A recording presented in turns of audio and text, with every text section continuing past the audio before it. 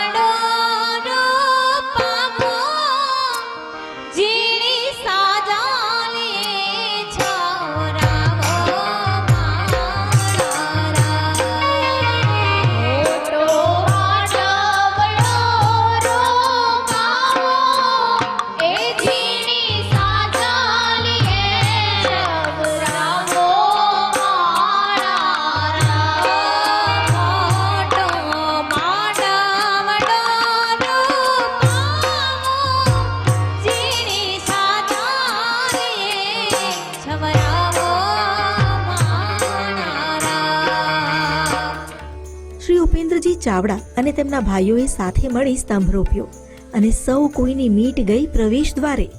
જવાગ્યા ઢોલ નગારા, ઢોલકના તાલે વાજતે ગાજતે આવી ભવ્યાતિ ભવ્ય જાન સચરાચર જગતના પાલન કરતા શ્રી હરિ વિષ્ણુજીની.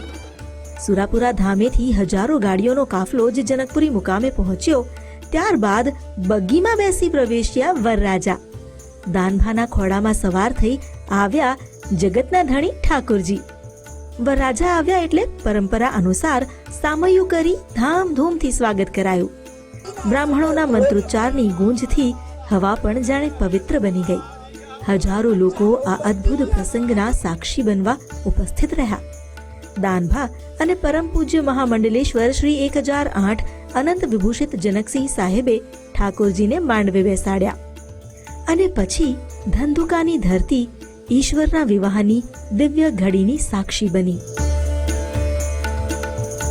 મંડપમાં વચ્ચે બે રાજાસન જાણે બ્રહ્માંડનું કેન્દ્ર બન્યા.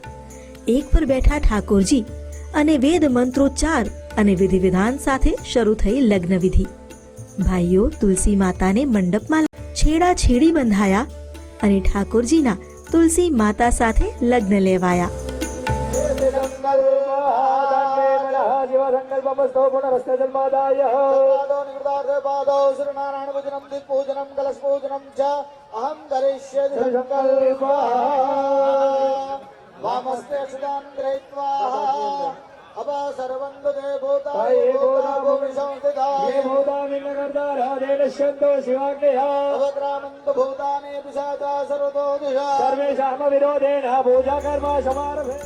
આ પ્રસંગ જ્યારે પાર પડ્યો એ દિવસ એટલે કે 1 નવેમ્બર 2025. એ સમયે ગુજરાતભરમાં માવઠાની મુસીબત ઘેરાઈ હતી, પણ પ્રસંગ પર જાણે ભગવાનની કૃપા હોય એમ નિર્વિઘ્ન બધી વિધિ સંપન્ન થઈ. પ્રભુના વિવાહમાં વરસાદે વિઘ્ન નહીં નાખ્યું, જેને પ્રભુની જ લીલા સમજી ઉપસ્થિત સૌ કોઈ આનંદિત થઈ ગયા. આ તો બહુ નાની મુસીબત છે, પણ ઠાકરને દયાથી તમે ભાલ પરગડામાં જો અડધો જ વરસાદ પડે તો પગ ના મૂકી શકાય. એને બદલે ઠાકર પણમાં રાજીપે આવ્યા, માતાજી રાજીપે, પણ શાંતિ મોટો મારી પણ રાજી પશુ હોય. વર વધુએ ફેરા ફર્યા અને લગ્ન પ્રસંગ સંપન્ન થયો. આજ રોજ જનકપુરી મુકામે ઠાકોરજીની જાન જે સુરાપુરા ધામથી હજારો ગાડીઓના કાફલા સાથે તુલસી માના વિવાહનું જે આયોજન હતું અને ઠાકોરના જે વિવાહનું હતું એ ભગવાન ઠાકોરજીની દયાથી કાર્ય નિર્વિઘ્ન પૂર્ણ થયું. ખુશીથી પૂરું કરે અને બધાની ઉપર ઠાકરની કૃપા વરસે એવા હૃદયથી આશીર્વાદ. તુલસી વિવાહના પ્રસંગે અહીં સામૂહિક તુલસી પૂજનનો કાર્યક્રમ પણ યોજાયો, જ્યાં કુંવારી કન્યાઓથી લઈ મહિલાઓએ ભૂદેવની વાણીને અક્ષરશઃ અનુસરીને પૂજા કરી. તુલસી વિવાહનો આ પ્રસંગ એક અકલ્પનીય અને અદ્ભુત પ્રસંગ બની રહ્યો. રાત પડતા પણ રોનક જામી. હજારો લોકોએ ભોજનનો આસ્વાદ માણ્યો. અંદાજે 30,000થી વધુ ભાવિકો આ તુલસી વિવાહ મહોત્સવમાં જોડાયા અને ધનભાગી થયા. હજારો લોકોને ધન્યતા અનુભવવાની તક મળી એ આસ્થા ફાઉન્ડેશનના પ્રતાપે.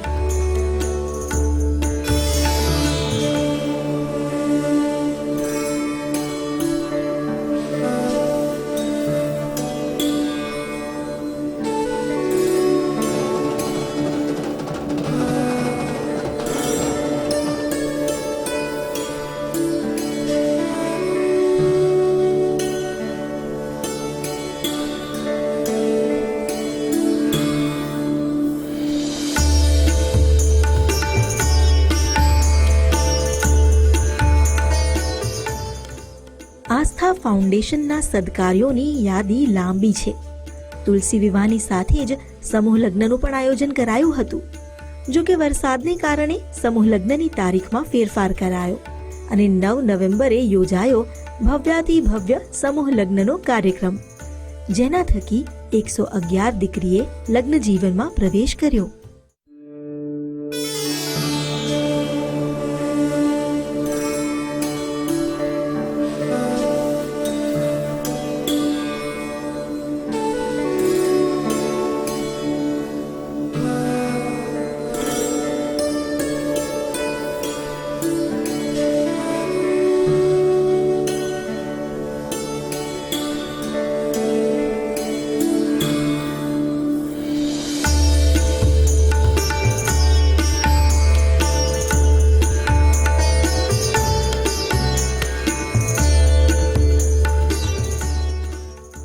ધંધુકાના જનકપુરી ખાતે ભવ્ય સર્વજ્ઞાતીય પંચમ સમૂહ લગ્નોત્સવનું આયોજન પણ આસ્થા ફાઉન્ડેશને જ પાર પાડ્યું. 111 દીકરીઓના સમૂહ લગ્ન નિમિત્તે આખા ગુજરાતમાંથી આશીર્વાદ આપવા માટે સંતો, મહંતો અને મહામંડલેશ્વર પણ આવ્યા અને મંચ શોભાવ્યો. તો સંતો મહંતો અને લોક કલાકારની સાથે સાથે રાજકીય આગેવાનોની હાજરી પણ જોવા મળી. વિશાળ જગ્યા પર 111 દીકરીઓના લગ્ન માટે 111 લગ્નની ચોરી ઊભી કરાઈ. દીકરી દેવો ભવઃ આ સૂત્ર આસ્થા ફાઉન્ડેશને સાકાર કર્યું. જાણે પોતાના ઘરની દીકરીનો લગ્ન પ્રસંગ હોય તેમ અહીં શ્રી ઉપેન્દ્રસિંહજી અને તેમનો પરિવાર મલકાતો દેખાયો, આનંદમાં વિહરતો દેખાયો. વિધિ વિધાન સાથે, વૈદિક મંત્રોચ્ચાર સાથે ભગવાનની હાજરીમાં તેમણે યુગલોને પ્રભુતામાં પગરવ માંડવા પ્રેર્યા. આ 111 દીકરી જેની કિસ્મત રૂઠી હતી, એના જીવનમાં આનંદનો સૂરજ ઉગાડ્યો. આ પંચમ સમૂહ લગ્નોત્સવમાં વિનામૂલ્યે દીકરીઓના વિવાહ કરાવવામાં આવ્યા. જરૂરિયાતમંદ પરિવારોને આપેલા આ સથવરાથી મળેલી દુઆ અને પ્રાર્થના જ આસ્થા ફાઉન્ડેશનની કમાણી છે. 111 સર્વજ્ઞાતિની દીકરીઓ, જેમાં 75 દીકરીઓ તો એવી છે કે જેમના કોઈના મા નથી, કોઈના બાપ નથી, એવી 75 દીકરીઓ છે. એવા 111 દીકરીઓના લગ્નનો જે ભવ્ય રીતના આયોજન કર્યું છે, એક પણ પૈસા કોઈ પણ સાથે ફંડ ઉઘરાવ્યા સિવાય પોતાનું સ્વખર્ચે જે આયોજન કર્યું છે એ દીકરીઓના આશીર્વાદ ઉપેન્દ્રસિંહને મળશે. તેઓ ઘણા બધા આપણા જે વીર શહીદો થઈ ગયા હોય છે એમનું પણ એ ધ્યાન રાખે છે. માતાજી અને ઠાકોરજી એમને એવી શક્તિ આપે કે આવા સામૂહિક કામો એ કરે. દીકરી એટલે ઘરની લક્ષ્મી, પરિવારનો પોતીકો, વહાલનો દરિયો. દીકરીઓના નવા જીવન માટે છેલ્લા 5 વર્ષથી આ પ્રકારે આયોજન થાય છે. આ કાર્યક્રમ એ સંદેશ છે અન્યોને માટે પણ. આવું ને આવું અમારા ભાલ પરગણામાં દર વર્ષે આવું આયોજન થાય છે. ખૂબ લોકો રાજી થાય છે, દીકરીઓ રાજી થાય છે, ઠાકર રાજી થાય છે, મા ભવાની રાજી થાય છે, અમે રાજી થઈ છે. કોઈ અમીર હોય છે, કોઈ ગરીબ હોય છે, મધ્યમ વર્ગ હોય છે.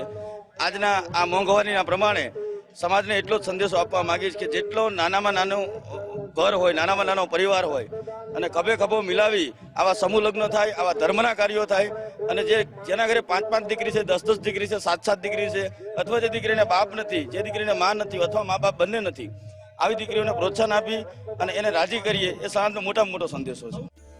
આસ્થા ફાઉન્ડેશને પોતાના કર્મો થકી સમાજને એક ઉત્તમ સંદેશ આપ્યો છે. અહીં માત્ર લગ્ન કરાવી આપવાની વાત નથી. લગ્ન બાદ લગ્ન જીવન માટે કેટલીય વસ્તુઓની જરૂર પડતી હોય છે. નવદંપતિ પોતાની નવી ગૃહસ્થી સુપેરે શરૂ કરે એ માટે શું કરવું એનો પણ વિચાર કરાયો. એટલે જ તો ગૃહસ્થીના પ્રારંભ પર નાનાથી લઈ મોટી ઘરવખરીની વસ્તુઓ કરિયાવરમાં આપવામાં આવી. કરિયાવરમાં પણ આ પવિત્ર અંક 111 નું ધ્યાન રાખી એ પ્રમાણે વસ્તુઓ આપવામાં આવી. રસોડાના નાનામાં નાના વાસણથી લઈ દિવાલ પર લગાવવાની ઘડિયાળ, કબાટ એ સહિતની તમામ વસ્તુઓને તેમાં આવરી લેવામાં આવી.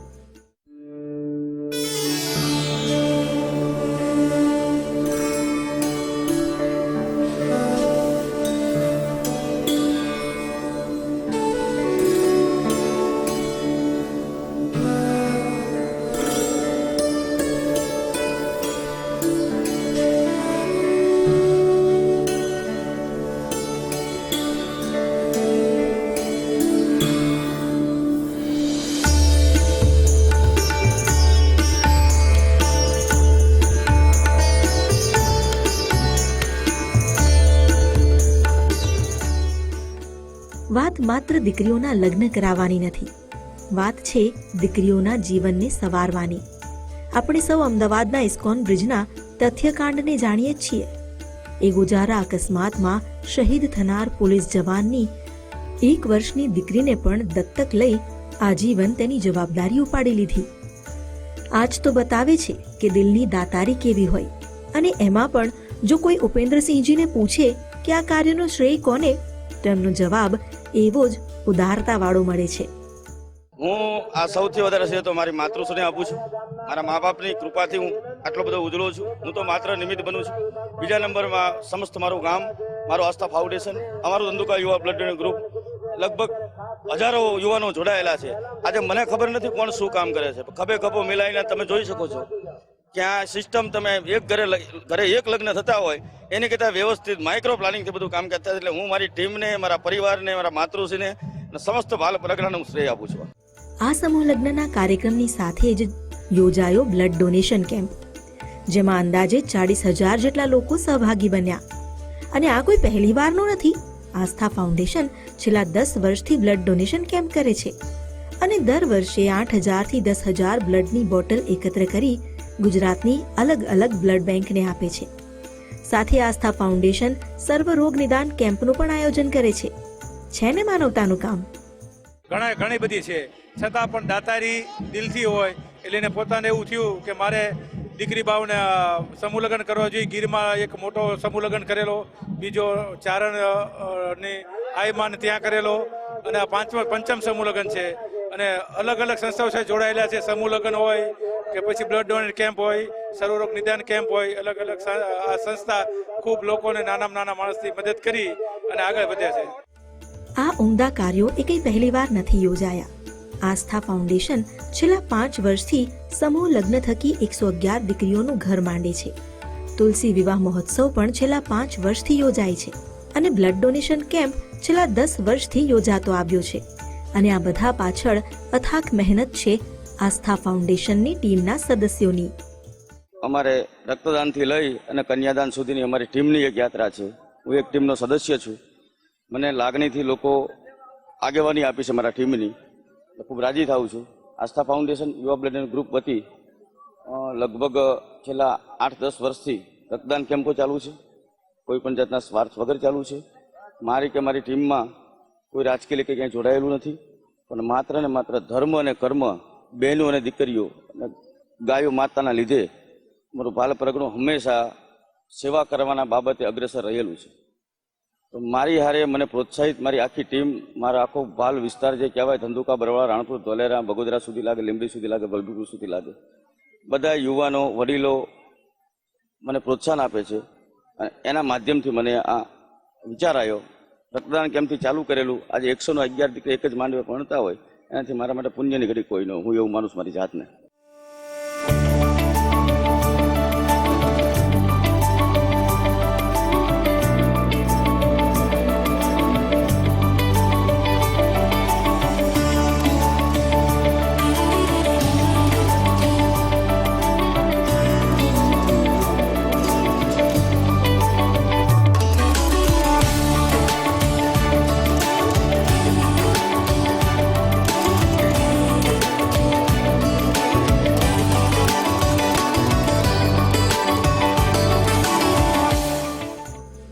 આ સમૂહ લગ્નના કાર્યક્રમમાં ભાજપના પ્રદેશ અધ્યક્ષ જગદીશ વિશ્વકર્મા પણ ઉપસ્થિત રહ્યા. પણ આ હાજરી એ કોઈ રાજનૈતિક હાજરી નથી. આ માત્ર એક સેવાકીય કાર્યમાં સહભાગી થવાના આનંદની હાજરી છે. અને એવું એટલે પણ કહી શકાય, કારણ કે આસ્થા ફાઉન્ડેશન જે પણ સેવા કાર્ય કરે છે એના માટે કોઈ ફંડ નથી સ્વીકારાતું, નથી સરકારની કોઈ મદદ સ્વીકારાતી. માત્ર જે પોતાને મળ્યું છે એનાથી બીજાને આપવાનો ભાવ રાખી ઈશ્વરને રાજી કરવાની નેમ છે અને સનાતનને સાચવવાનો સંકલ્પ છે. સંદેશ સમાજને 100% આપવા માંગુ છું કે માતાજીએ, ભગવાને, ઠાકરે તમને જો 2 પૈસા આપ્યા હોય, આર્થિક રીતે, શારીરિક રીતે, મહેનતના રીતે, દરેક લોકોની લાયકાત જુદી જુદી હોય છે. સનાતન ધર્મ માટે જે લોકો દીકરી માટે, બહેનો માટે, ગાયો માટે, ગરીબ લોકો માટે જે કાર્ય કરે છે તો ઠાકર રાજી જ હોય છે. મારી આટલી ઉંમરમાં મને એટલે ખબર પડે છે, કુદરતથી આગળ, કુદરતથી મોટું કોઈ છે જ નહીં. આપણે બધા ઊભા છીએ, હવા ખાઈ છે ટાઢી, માત્ર ખાલી 2 મિનિટ ઓક્સિજન બંધ થઈ જાય એટલે આપણે તરફડિયા જ મારીએ. એટલે મને એટલી ખબર છે કે કુદરતથી આગળ કોઈ છે નહીં. હું સનાતનને કુદરતમાં માનનારો વ્યક્તિ છું. દરેક સમાજના વડીલોને આદેશ ન કરી શકું, વડીલોને વિનંતી, માતાજીએ જેને દીધું છે એ આર્થિક રીતે, ગમે તે પ્રસંગમાં, જેને નથી દીધું એ શારીરિક રીતે, જે ઘરે બેઠા છે એમને કોઈ સોશિયલમાં ગમે તે રહે, સનાતન ધર્મ, બહેનો અને ગાયો માટેના પ્રસંગમાં હંમેશા હાજર રહે એવો હું મેસેજ આપવા માંગુ છું. ગુજરાતી ભાષામાં આસ્થા શબ્દના ઘણા અર્થ છે. આસ્થા એટલે સ્થિરતા, મક્કમતા, આશા, વિશ્વાસ અને પૂજ્ય બુદ્ધિ. આ બધા જ અર્થને સાર્થક કર્યા છે આસ્થા ફાઉન્ડેશને. મક્કમતાથી ધર્મ અને માનવતાનો પ્રચાર કરી રહ્યા છે આસ્થા ફાઉન્ડેશનના પ્રમુખ શ્રી ઉપેન્દ્રસિંહજી ચાવડા. આસ્થા ફાઉન્ડેશન શહીદોના પરિવાર માટે પણ પ્રોત્સાહન આપતા કામ કરે છે. શહીદોના સન્માન માટે શહીદ યાત્રાનું આયોજન કે પછી નિરાધાર બનેલા પરિવારને મદદનો હાથ લંબાવી તેને પગભર કરવાની જવાબદારી. કોઈ પણ દંભ કે દેખાડા વિના આવા સત્કાર્યો કરીને આસ્થા ફાઉન્ડેશને આપણા સંસ્કાર અને સંસ્કૃતિના મૂળ ઊંડા કર્યા છે. આસ્થા ફાઉન્ડેશન જે માત્ર 25 યુવાનો દ્વારા શરૂ થયેલું ગ્રુપ હતું, તે આજે વિશાળ વટવૃક્ષ બની ગયું છે. અન્ય સંસ્થા અને તમામ સમાજના અલગ અલગ 20 થી 25 હજાર યુવકો સમગ્ર ભાલ પંથકમાંથી તેમાં જોડાયા છે સેવા કાર્ય કરવા માટે, જે ભાલ વિસ્તારની સૌથી મોટી યુવા ટીમ છે. અને એ ટીમ એક જ વાતનો પ્રચાર કરે છે કે સનાતન ધર્મ અને માનવતાને પડખે રાખીને જીવો એ જ સાચું જીવન છે.